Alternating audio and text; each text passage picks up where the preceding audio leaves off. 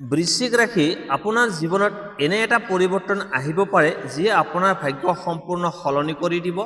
বৃশ্চিক ৰাশিৰ লোকসকল 22ৰ পৰা 30 এপ্ৰিলৰ ভিতৰত গ্ৰহ নক্ষত্ৰৰ অৱস্থা এনে হৈছে যে কাৰোবাৰ বাবে অচিনাকি ধন লাভ হ'ব, আকস্মিকভাৱে ধন লাভ।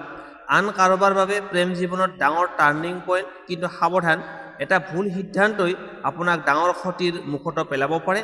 এই সময়ছোৱাত আপোনাৰ বাবে কি অপেক্ষা কৰি আছে, সৌভাগ্য নে চেলেঞ্জ, সম্পূৰ্ণ জানিবলৈ ভিডিঅ'টো শেষলৈকে চাই থাকক। বেছি পলম নকৰি আহক তেন্তে আৰম্ভ কৰোঁ সবিশেষ ফলাফল। প্ৰথমতে আহিছোঁ ধন সম্পত্তি। বৃশ্চিক ৰাশিৰ লোকসকল, এই সময়ছোৱা আপোনাৰ বাবে ধন সম্পত্তিৰ ক্ষেত্ৰত মধ্যমীয়া কিন্তু গুৰুত্বপূৰ্ণ সংকেত লৈ আহিছে। আৰম্ভণিতে ক'ব লাগিব, এই 9 দিনত আপুনি যিমান ধন উপাৰ্জন কৰিব পাৰে সিমানেই সাৱধান নাথাকিলে খৰচো বাঢ়িব পাৰে।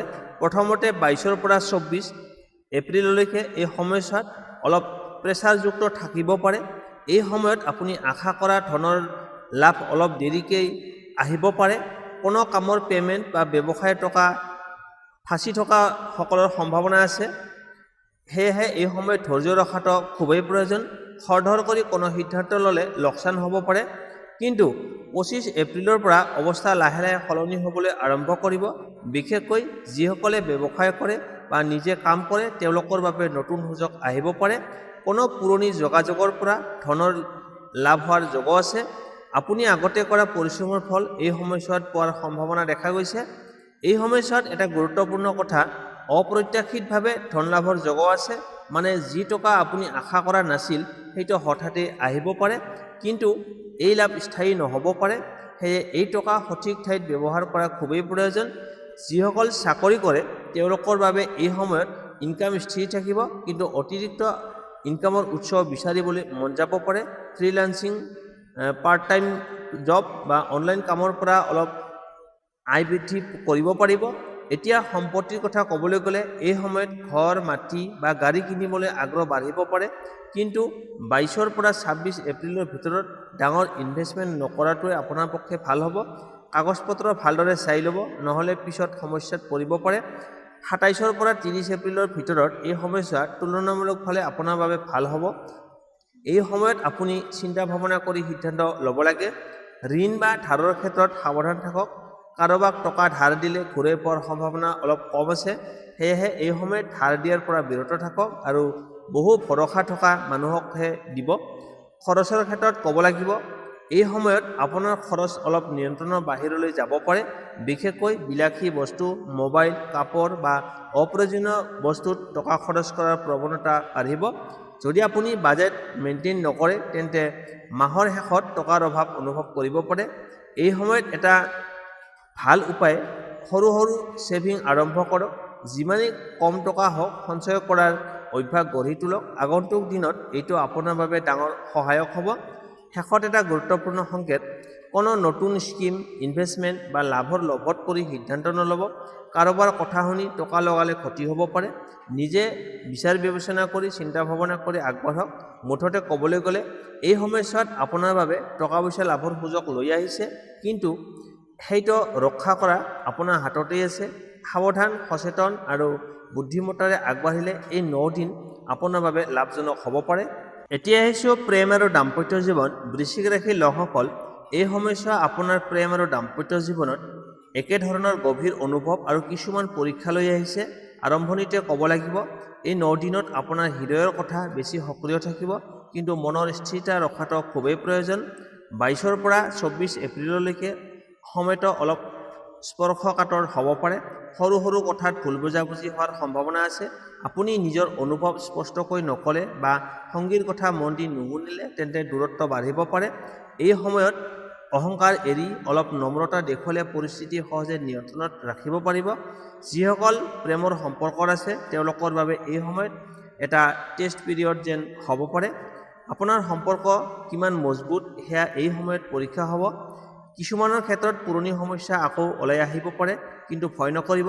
এইবোৰ সমস্যা সমাধান কৰিলে সম্পৰ্ক আৰু শক্তিশালী হ'ব। 25 এপ্ৰিলৰ পৰা প্ৰেম জীৱনত পজিটিভ পৰিৱৰ্তন দেখা যাব। যোগাযোগ বাঢ়িব, ভুল বুজাবুজি লাহে লাহে আঁতৰিব। যদি আপুনি কাৰোবাক ভাল পায় কিন্তু এতিয়ালৈকে ক'ব পৰা নাই, এই সময়টো আপোনাৰ বাবে অনুকূল। আপোনাৰ কথা হৃদয়ৰ পৰা ক'লে ভাল ৰেছপন্স পোৱাৰ সম্ভাৱনা আছে। যিসকল বিবাহিত তেওঁলোকৰ বাবে এই সময়ত দাম্পত্য জীৱনত মধ্যমীয়া ফল দেখা যাব। আৰম্ভণিতে অলপ তৰ্ক বিতৰ্ক হ'ব পাৰে, বিশেষকৈ টকা পইচা পৰিয়ালৰ বিষয়ক লৈ, কিন্তু 26 পৰা 30 এপ্ৰিললৈকে এই সময়টো বহুত উন্নত হ'ব। আপুনি আৰু আপোনাৰ সঙ্গীয়ে একেলগে সময় কটাব পাৰিব আৰু সম্পৰ্কত পুনৰ মাধুৰ্য আহিব। এই সময়ত এটা গুৰুত্বপূৰ্ণ কথা বিশ্বাস। যদি সন্দেহ বা অনিশ্চয়তা মনত ৰাখে তেন্তে সমস্যা বাঢ়িব। সেয়ে সঙ্গীৰ ওপৰত বিশ্বাস ৰাখক আৰু নিজৰ মনৰ কথা খোলাখুলিকৈ শ্বেয়াৰ কৰক। কিছুমান বৃশ্চিক ৰাশিৰ লোকৰ জীৱনত পুৰণি প্ৰেম আকৌ ঘূৰি আহিব পাৰে। হঠাতে কোনো পুৰণি ব্যক্তিৰ লগত যোগাযোগ হ'ব পাৰে। এই ক্ষেত্ৰত সিদ্ধান্ত লওঁতে সাৱধান হওক। পুৰণি ভুল পুনৰ নকৰিবলৈ চেষ্টা কৰক। যিসকল ছিংগেল আছে তেওঁলোকৰ বাবে এই সময়ত নতুন কাৰোবাৰ লগত চিনাকি হোৱাৰ সম্ভাৱনা আছে। বিশেষকৈ ছ'চিয়েল মিডিয়া বা বন্ধুৰ মাধ্যমেৰে কোনো বিশেষ ব্যক্তিৰ লগত যোগাযোগ হ'ব পাৰে, যিয়ে আপোনাৰ জীৱনত গুৰুত্বপূৰ্ণ ভূমিকা গ্ৰহণ কৰিব। এই সময়ত আপোনাৰ আকৰ্ষণ শক্তি বহুত বাঢ়িব। মানুহ আপোনাৰ প্ৰতি সহজে আকৃষ্ট হ'ব, কিন্তু আপুনি নিজে বুজি আগবাঢ়িব। কেৱল আকৰ্ষণ নহয়, বিশ্বাস আৰু বুজাবুজি থকা সম্পৰ্ক বাছি ল'ব। শেষত এটা উপদেশ, এই সময়ত প্ৰেমত খৰধৰ নকৰিব, অনুভৱবোৰক সময় দিয়ক। সঠিক সিদ্ধান্ত ল'লে এই সময়ছোৱা আপোনাৰ জীৱনত এটা মধুৰ স্মৃতি হৈ থাকিব পাৰে। মুঠতে ক'বলৈ গ'লে এই 9 দিনত আপোনাৰ প্ৰেম আৰু দাম্পত্য জীৱনত পৰীক্ষা আৰু সুখ দুয়ো লৈ আহিছে। সঠিক বুজাবুজি, বিশ্বাস আৰু মৰমেৰে আগবাঢ়িলে আপোনাৰ সম্পৰ্ক অধিক গভীৰ আৰু শক্তিশালী হ'ব। এতিয়া আহিছোঁ কৰ্মজীৱন। বৃশ্চিক ৰাশিৰ লোকসকল, এই সময়ছোৱা আপোনাৰ কৰ্মজীৱনত পৰিশ্ৰম, চেলেঞ্জ আৰু উন্নতিৰ সুযোগেৰে ভৰা এটা গুৰুত্বপূৰ্ণ পৰ্যায়। এই 9 দিনত আপুনি যি সিদ্ধান্ত ল'ব তাৰ প্ৰভাৱ আগন্তুক কেইমাহলৈকে দেখা যাব পাৰে। সেয়ে প্ৰতিটো পদক্ষেপ খুবেই সাৱধানে লওক। 22 পৰা 24 এপ্ৰিললৈকে এই কৰ্মক্ষেত্ৰত অলপ প্ৰেছাৰ অনুভৱ কৰিব পাৰে। কামৰ পৰিমাণ বাঢ়িব, কিন্তু ফল তৎক্ষণাত দেখা নাযাব। বছ বা ছিনিয়ৰৰ পৰা অলপ প্ৰেছাৰ আহিব পাৰে। এই সময়ত কেতিয়াও উত্তেজিত হৈ আপুনি ৰিয়েকশ্যন নকৰিব। শান্ত হৈ নিজৰ কাম ঠিকমতে কৰি যাওক। এইটোৱে আপোনাক আগবঢ়াই লৈ যাব। সহকৰ্মীৰ লগতো অলপ মতবিৰোধ হ'ব পাৰে। কিছুমান মানুহে আপোনাৰ কামত বাধা দিবলৈ চেষ্টা কৰিব পাৰে বা পিছফালে কথা পাতিব পাৰে, কিন্তু আপুনি নিজৰ লক্ষ্যত ফ'কাছ ৰাখক। বাহিৰৰ নিগেটিভিটি বেছি গুৰুত্ব নিদিয়াকৈ আগবাঢ়ি যাওক। 25 এপ্ৰিলৰ পৰা অৱস্থা লাহে লাহে উন্নত হ'বলৈ আৰম্ভ কৰিব। আপোনাৰ পৰিশ্ৰমৰ মূল্য পোৱা আৰম্ভ কৰিব। বছ বা উচ্চপদস্থ লোকসকলে আপোনাৰ কাম লক্ষ্য কৰিব আৰু আপোনাক নতুন দায়িত্ব দিব পাৰে। এইটো আপোনাৰ বাবে এটা সুযোগ নিজকে প্ৰমাণ কৰাৰ সময়। যিসকল চাকৰি বিচাৰি আছে তেওঁলোকৰ বাবে এই সময়ত ভাল খবৰ আহিব পাৰে। ইণ্টাৰভিউ বা কলৰ সম্ভাৱনা আছে।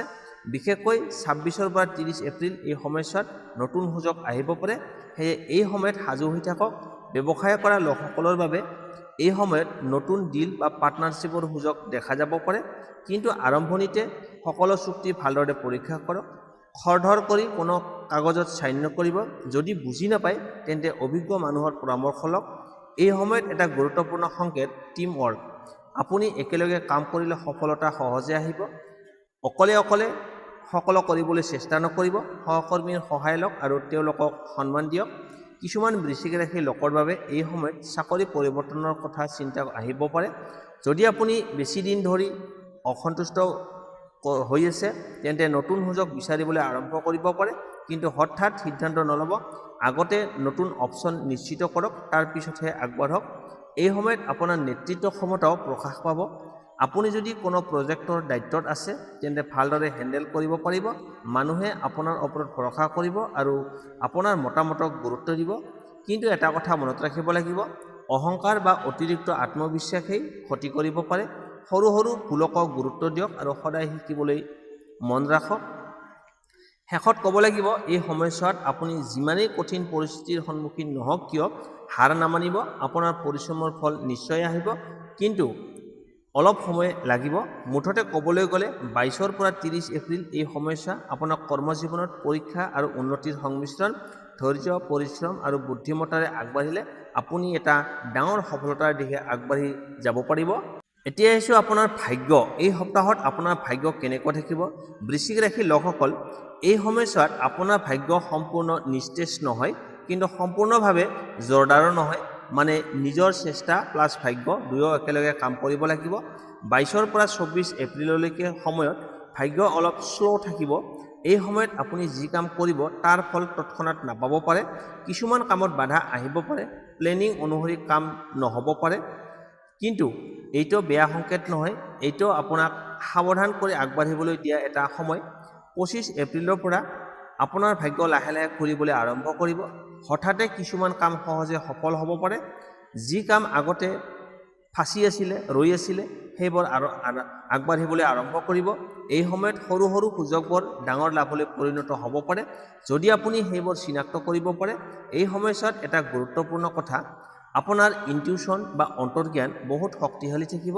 কেতিয়াবা মনত অহা সৰু সংকেতবোৰক অৱহেলা নকৰিব। বহুত সময় সেইটো আপোনাক সঠিক পথ দেখুৱাব পাৰে। যিসকলে লটাৰী, IPL প্ৰেডিকশ্যন বা এই ইনভেষ্টমেণ্টৰ কামত ভাগ্য পৰীক্ষা কৰিব বিচাৰে, এই সময়ত অলপ লাভৰ জক থাকিলেও বেছি ডাঙৰ ৰিস্ক লোৱা উচিত নহয়। সৰু লাভত সন্তুষ্ট থাকক, নহ'লে হঠাতে লোকচানো হ'ব পাৰে। 26 পৰা 30 এপ্ৰিল এই সময়ছোৱাত ভাগ্যৰ দিশে বহুত বেছি পজিটিভ থাকিব।